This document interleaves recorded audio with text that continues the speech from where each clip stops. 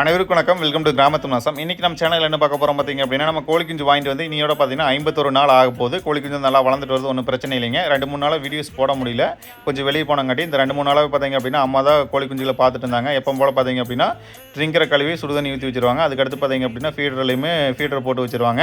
இந்த ஒரு 2 வாரமாக பார்த்தீங்க அப்படின்னா பறவை காய்ச்சல் ரொம்ப கோழி குஞ்சுகளுக்கெல்லாம் பரவிட்டு இருக்குது. முடிஞ்ச வரைக்கும் பார்த்தீங்க அப்படின்னா கோழி குஞ்சில் கொஞ்சம் சேஃப்டியாக பண்ணிக்குங்க.